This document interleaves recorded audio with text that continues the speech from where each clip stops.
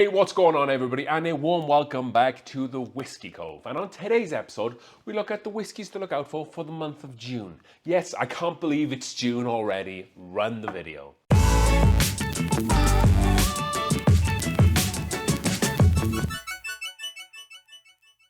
Alright then folks, before we get into today's video, if you're new around here or if you've watched a few videos and haven't quite subscribed yet, go down below and smash that subscribe button, because that's the best way for you folks at home to give back to me, and I enjoy making content for you folks at home, so think about doing that here today. That being said, if you haven't already, go and check out the Whiskey Cove website where you can find some awesome premium glassware at rock bottom prices. With that being said, this is one of the favorite videos, and often it's become the backbone of this channel in a way. We take a look out for the whiskies that are becoming available in the forthcoming month. So I'm recording this video at the back end of May here, so just as we get onto the cusp of the June-May border there. If you're someone who hasn't watched any of the previous versions, you might want to go back and check some of those videos out, because often what we see is some of these bourbons and whiskies will get delayed a little bit. So maybe what's coming out this month might have been in last month's video, or the week or the month before that, or even the month before that, so go and check them out. With that being said, let's get into today's video. So bottle number one, we go down to Frankfort, Kentucky, and we go down to the biggest bourbon producing distillery in the world, which is Buffalo Trace. So they are back, and they are back with an experimental bottle. So you might be familiar with some of their experimental stuff, and they put them out in those stumpy 375 milliliter bottles. They're not just at Kentucky or distillery only release. I don't even know if they release them in the distillery. I don't think they do. But I have seen them in Colorado and other places as well. So this edition, what I really like about those bottles, actually, they have a ton of information on those bottles as well. Just like a ton of stuff, which is also a really cool read. So this release is going to be the Buffalo Trace Experimental Peated Whiskey. So I wasn't able to find the mash bill on this, but from what I was able to gather was it's probably going to be Buffalo Trace's high rye bourbon mash bill, which is like 25 to 30% rye. And like I said, it comes in those stumpy bottles, 375 milliliter bottles. The MSRP on this is going to be around about $46, $50, so not terrible value for money. Buffalo Trace pretty good at doing that. And like I said, I think it's going to be their high rye bourbon mash bill. So you get the high rye bourbon, and then you also get the peated Scotch aspect of that. Yes, they don't blend in Scotch, so it's just more of the peat that they've added in. So it's not quite like the High West Campfire, where what they've done is with the High West Campfire, they've blended bourbon, rye, and Scotch, peated Scotch all together. This is just their bourbon, and then they can add peated. I keep saying peated whiskey. They add peat to the mash to get some of those notes there as well. So Buffalo Trace go on to say that it's working with distributors across the country who will select retailers and restaurants where this will go to. This will be a fairly limited run, but definitely a really interesting bottle to get a hold of. I wonder what it tastes like. I've never tried a bourbon that has had peat added to it, and if you're not a Scotch drinker, peat, it's kind of like quite a smoke. It's a moss that comes from Scotland and other parts of the world there, but primarily Scotland there. And it really, when you taste it in whiskey, it can be quite overwhelming actually. It adds a really big like a smoky medicinal punch to the whiskey there as well. So it'll be interesting to see how this tastes. If I can see it, or if I can find it, I'm definitely going to pick this up just because how unique it is. And Buffalo Trace's experimental bottles are pretty good for the most part. So that was the Buffalo Trace experimental peated bourbon. Next up, we have Chattanooga's founder's 11th anniversary blend. So they're going to say about this blend is that they're following the footsteps of last year's critically acclaimed 10th anniversary blend. So the 11th anniversary edition is the founders revisits a familiar theme by blending 3 whiskies, which symbolize the company's past, the present, and future. So similar to last year's vintage, this year's blend includes 2 repeat inclusions, the company's original law-changing 1816 recipe, along with the company's now signature Barrel 91 recipe, which is their small batch and kind of like the high-proof blend. That's kind of what you'll taste there. And then they're also going to join that with a 3rd Infinity Solera, which contrastingly contains an evolving blend of straight whiskies from both Chattanooga whiskey distilleries. So then with Solera Systems, It creates a lot of good consistency with the whiskey because there's only subtle changes because the whole thing's just constantly blending. It's a really unique way of doing things, and a lot of distilleries are doing systems like that. And we've talked about stuff in the past. I think Stranahan's did one recently as well. And it's like I said, it makes for a really consistent whiskey over the years there as well. So then it goes on to say that this 11th year anniversary will be available at a suggested retail price of $59.99 for a 750 milliliter bottle. So it's going to be pretty interesting. It says it's going to be a blend of the 25% of the past, which is the 1816 blend, 50% of the present, and then 25% of the new Infinity blend. But for like $60, it's definitely worth purchasing. And Chattanooga do some really great stuff. I'm actually like the Buffalo Trace experimental. They include a lot of information on the bottle as well. And don't get me wrong, I haven't tried too much of the Chattanooga stuff, but every one I've tried has been very pleasant. So that is the Chattanooga Founders 11th Anniversary blend. And next up we have a new addition from New Riff, and that is going to be the New Riff High Note series. And this is going to be their Balboa single barrel straight rye. So if you remember, they released their Balboa rye before, which is this guy. So this is coming in, so the original one came in at 50% ABV or 100 proof. However, their new one is going to be at least 4 years old, and it's going to be coming in at 55% ABV, and it's going to be a single barrel, where this is Kentucky straight rye whiskey. So I wasn't able to find the mash bill on this new one. I don't think it's any different from the old one. I think this new one is just a single barrel with some of that proof and ABV amped up. It is going to be 95% heirloom Balboa rye and then 5% malted barley. Like I said, aged for at least 4 years, and it's going to be a single barrel product with a little bit of a higher proof there as well.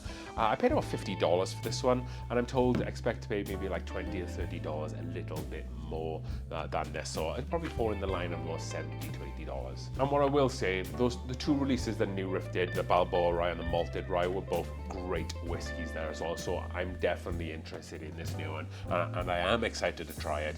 And I'm hoping it'll come out as well, because the Balboa rye and the malted rye have only just made it to Colorado after being released like 18 months ago. So hopefully it'll come a little bit sooner. Next up, we have a new addition from Jefferson's. It's not quite the Jefferson's Ocean this time. So this is going to be Jefferson's Tropics. And so what they did, yes, they sailed the barrels across the world, much like Jefferson's Ocean, but they also left some of the barrels to be aged in humidity. So they left them at a dock in Singapore to kind of age there during the humidity. And you're probably thinking, that why don't people generally do or age in humidity? Well, normally when you age in like high humidity areas, you actually lose more alcohol than you would water. So you actually lose a lot more of the product, and like you're left with a lot lower ABV there as well. But for this one, they said the price is going to be determined, I guess, at what percentage the ABV is. They just kind of said it might sit around 52%. You're probably going to be paying around $100, much like some of the other specialty releases from Jefferson's.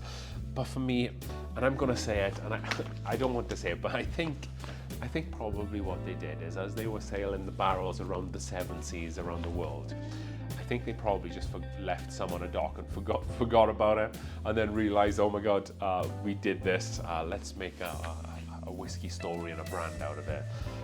Maybe they didn't, but it just seems like it doesn't really appeal to me. It doesn't really make sense. There's nothing really special about it. It just kind of sounds like some messed up. However, if you're interested in Jefferson's Ocean or Jefferson's Tropics, then this might be the bottle for you.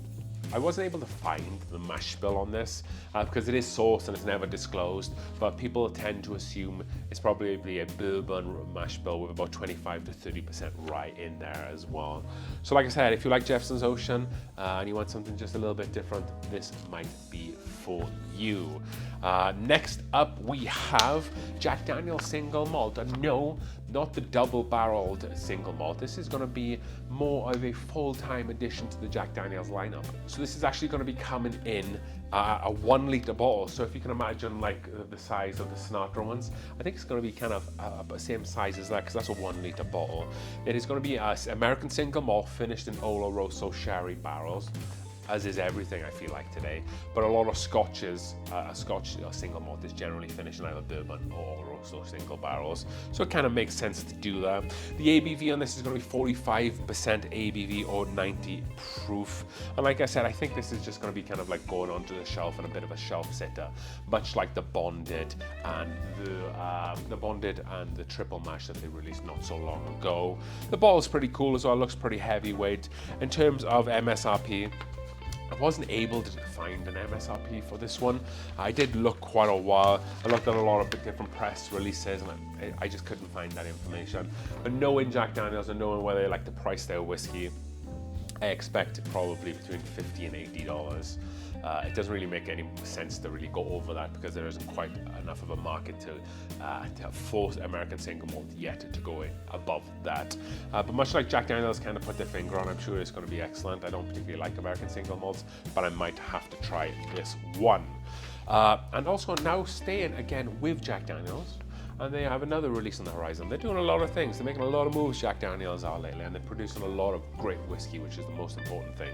So they're in a partnership with a McLaren Racing. So McLaren Racing do a bunch of different things. They make cars, but they're also very well known for having a great Formula One team, for the most part, not so good in recent years. But they brought out a bottle in collaboration with the McLaren Racing team. Jack Daniels is going to say that McLaren and Jack Daniels are two of the most iconic brands known around the world, and we're excited to celebrate our partnership with a special bottle that nods to a shared spirit of independence, authenticity and boldness. Jack Daniels, Global Marketing Director Sophia Angelis, we have been working with McLaren team to develop an unparalleled experiences for both racing and whiskey fans, and we can't wait to share more what we have in store. So this is going to be, like I said, a 1 litre bottle. It's going to have a mash bill of 80% corn, 8% rye, and 12% malted barley, bottled at 40% ABV, and then available at 700 milliliter bottles. And it's going to be in select F1 race cities in the US and international. So for the US, that means they'll be available in Miami. It will be available in Austin, Texas, and I believe the Formula One is coming to Vegas, but I don't think it's this year. I think it might be next year. I'm not sure on that. I'll have to check that.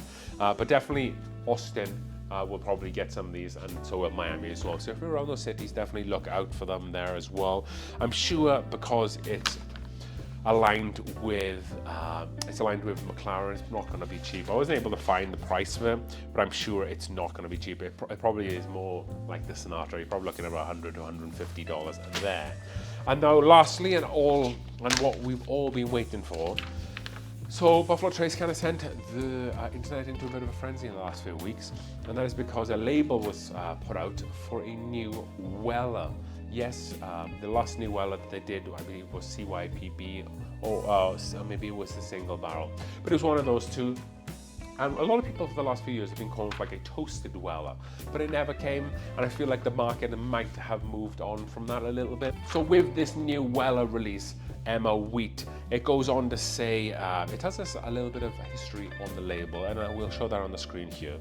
And it says that in 1794, Daniel Weller, the grandfather of William LaRue Weller, left Maryland and made the long voyage down the Ohio River. Daniel traveled with his wife and children, ultimately settling in Kentucky, where he would continue the family tradition of distilling. Our Ema Wheat recipe is inspired by Daniel and his pioneering spirit, rarely seen in modern day stills. Ema Wheat is an ancient Egyptian grain that is used in bread and beer. This bottle is a tribute to Daniel, the trailblazer of the Weller family. So the ABV on this is going to be 47% ABV, and it is going to be a different wheated mash bill than the rest of the Wellers. And like I said, Ema Wheat is what it's going to be called. I'm not sure about this one. I've never had any whiskey that contains Ema Wheat, so in that aspect, it's definitely going to be pretty unique. But my only real issue with this bottle is that it's only coming in at 47% alcohol, and I feel that we already have a bunch of stuff in around that ABV. We have the single barrel, the CYPB, Weller Special Reserve, and none of those are really fantastic. It's only when you go up to like the higher ABVs, like between 50 and 55 with the full proof of the 107. Yes, the 12-year at 45% is great as well, but those two, the 107 and the full proof, are probably my favorite out of the Weller lineup. so I feel like a Weller generally does better when it gets up to the higher ABVs. But you know, let's not pass judgment straight away. Let's see what they put out, and hopefully we can find ourselves a bottle, because you know it's going to be probably nigh on impossible to find for a long time. I'm fortunate that I've spent a lot of time spending a lot of my own time trying to get all those bottles right on the top shelf there, those Weller bottles, and I spent a lot of money to get them as well. And I've been a little bit disappointed with some of the CYPD and the single barrels, but hey, that's out of my hands at this point. Hopefully we'll find the Ema wheat, and hopefully you folks at home will find some excellent bottles, and maybe be able to find some of the bottles on these lists here. With that being said, I hope you enjoyed today's video, and if you haven't already, please hit that like button down below as we drink through the world's whiskies one glass at a time. Cheers.